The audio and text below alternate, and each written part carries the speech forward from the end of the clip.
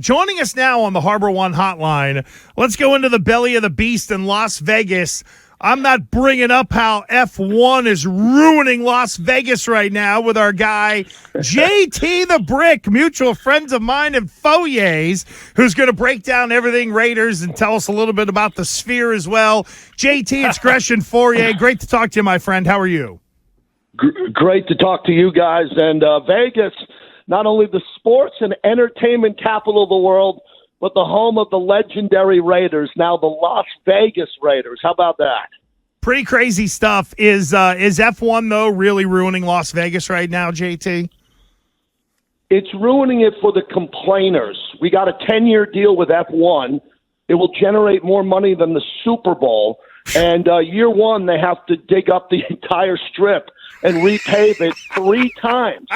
3 times before it's done. Now, in the years 2 through 10, the next 9 years, they won't have to dig up the strip and pave it. It'll already be paved, but they'll have to repave it the week before the race. But, I mean, guys, what's happening out here in Vegas, I heard you talk about the Sphere. We'll get to that. What's happening with F1, the Super Bowl here, UFC. We have the biggest sporting event west of Texas the entire year, anywhere, is in town this weekend. NASCAR, we have 200,000 people for a NASCAR playoff race this weekend as the Patriots are in town. Love it. I actually, even when you're talking about it, I haven't been to Vegas in forever for various reasons. But even the A's moving there. The site where the A's, is there any anticipation and excitement about them moving there with which looks like a smaller stadium than they used to play in, obviously? Yeah, wrong guy for that question, because we are vehemently against the A's because the A's ran the Raiders out of Oakland, where we never wanted to leave Oakland. This is year 25 for me with the team. And the A's did a deal behind the Raiders' back on a 10-year lease when they were negotiating. So little did the A's know that they would help the Raiders move to Las Vegas, where now this franchise is worth billions with a B more, because they came here and built a gorgeous stadium, and they're in Vegas, and it's working out perfectly. But if the A's come here, they have one of the worst owners in all of professional sports. If the owner sells the team and a new group buys it, I'd get behind it. But the A's are off in the distance, guys. That's not till 2027, and we're not even at 2024 yet, so that's way off in the distance. Wow. Our friend JT the Brick with us. We're going to talk about the Patriots and the Raiders now. And JT, last year, we had heard the rumblings back east about, hey, McDaniels might be on thin ice, all that kind of stuff. It's been a bit of a slow start. What is the state of Josh McDaniels relative to the Raiders organization as you see it, JT? No, I talk to the coach every week. I host a coach's TV show, and he's grinding. He's trying to win. He came here with the pedigree of the Patriots, with his 6 Super Bowls and the success he's had, and they're trying to get this machine rolling in the right direction. And they had to deconstruct the roster when he got here with Dave Ziegler, formerly of the Patriots too, and try to bring in better players who are more explosive and better long-term for the Raiders to win. Not a 1-year turnaround. Maybe we'll go to the playoffs and not go back for 5 years. So they're trying to do it the way the Patriots did when the Patriots were successful over the 20-year run, and there's been some bumps in the road here, and it's tough. And Mark Davis is very patient. He says he's patient with them, and we hope the coach can turn it around and get it going again, because Raiders have an opportunity here to win about 4 out of 5 games if they start playing better football. And they need to start playing better football under Josh McDaniels. He's got to coach it better. The players got to execute it better. And then they got an opportunity, a window of opportunity here to kind of save the season starting this Sunday. So, JT, when you think of the Patriots and the Patriots are coming to town, has the fear factor diminished based on their current state and where they're at? 100%. When the Patriots played here for the first time, it was massive, because obviously the Patriots have built now. The Patriots didn't have a global fan base 25, 40, 50 years ago. Now they do. So there's a Patriot hub out west where there are Patriot fans now that could easily get to Vegas, which is a hub for the Raider Nation. So the year one, it was huge. It's Belichick versus McDaniels.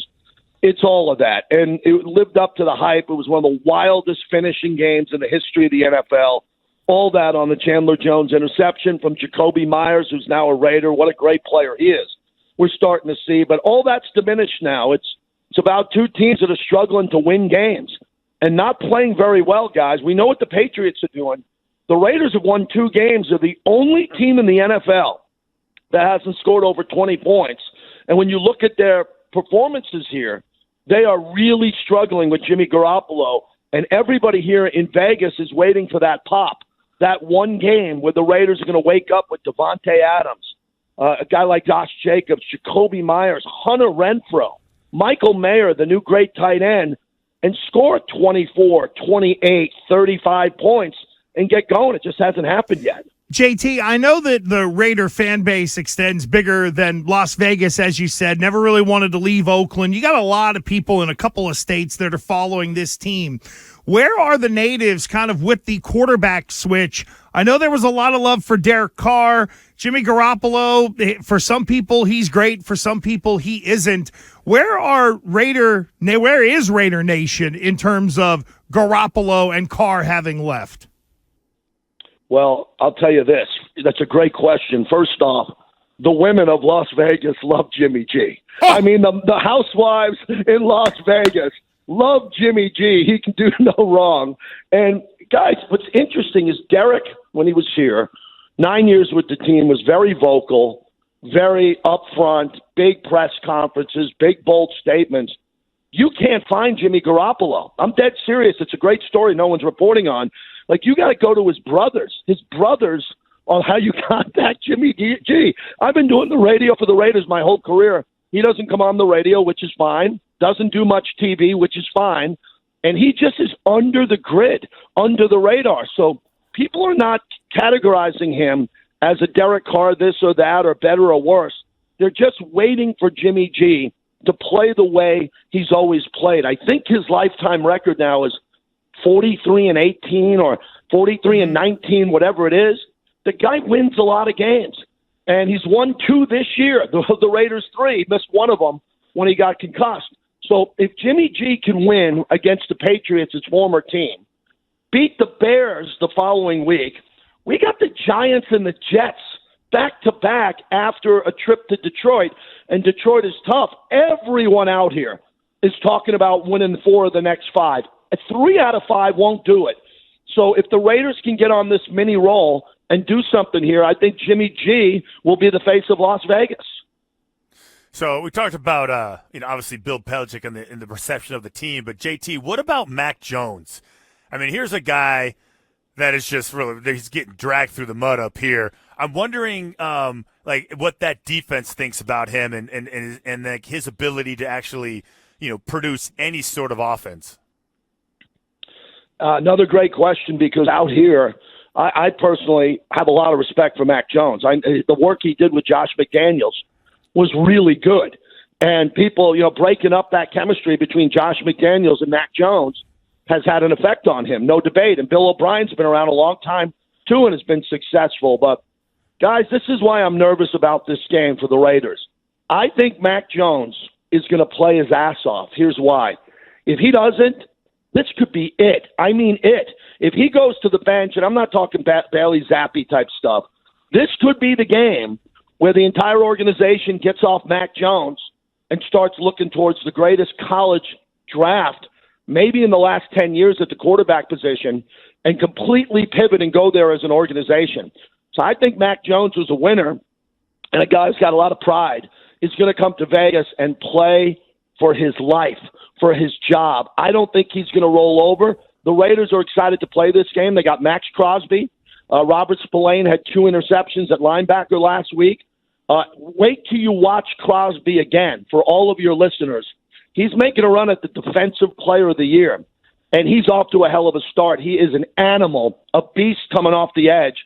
So the Patriots are going to have a tough time at right tackle and left tackle because he moves around. But back to Mac Jones, I'm expecting to see his best.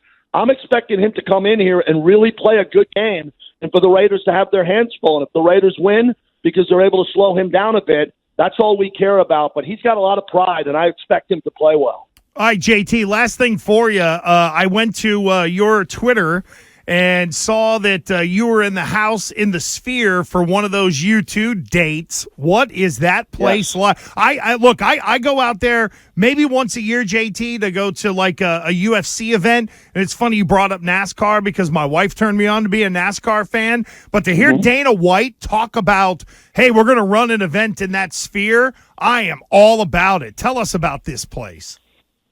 It's the greatest venue ever built. And I'm a New Yorker, guys, right? So I'm from Long Island, New York, and I grew up a Knicks fan. The Sphere is owned by James Dolan, who's literally destroyed the Knicks and destroyed the Rangers, but he built a masterpiece. I went to U2 the other night, and I've been to hundreds upon hundreds of concerts. Nothing close. I've been to London. I've been all over the world to see concerts, here in Vegas, New York. Drop everything. It is the most mind-blowing thing you've ever seen. The technology inside, in the middle of the show, they put you in the middle of the Vatican, in the middle of the desert, in the middle of the city.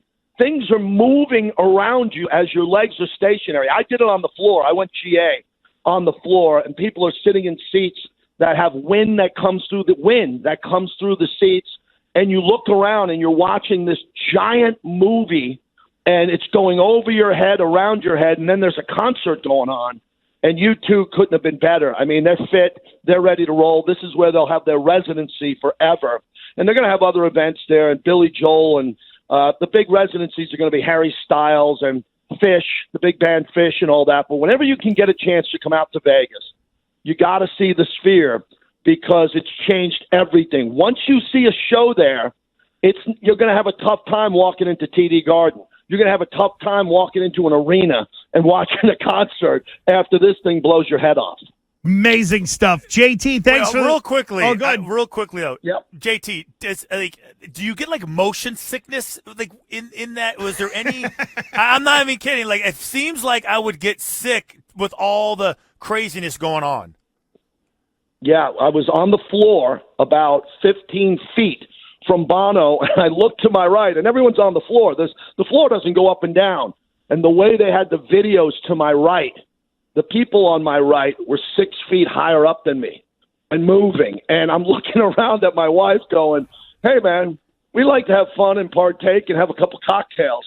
But this is a little bit over the top. It's the most visually exceptional experience in all of the world right now, and Vegas has it on top of all the other shenanigans we have out here. So I hope you guys come out. When you do, give me a call. I'll tell you what's happening in the city. And for all your listeners, come to Vegas and support us. And as I say to your fans, because there are a few there, Raider Nation unite.